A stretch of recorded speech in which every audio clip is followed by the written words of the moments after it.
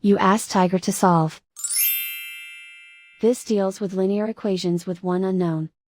The final result is x equals 280. Let's solve it step by step.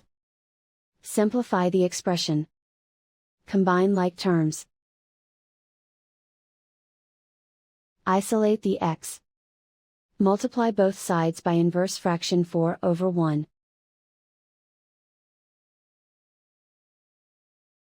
Group like terms. Multiply the coefficients. Simplify the fraction. Simplify the arithmetic. And so the final result is x equals 280.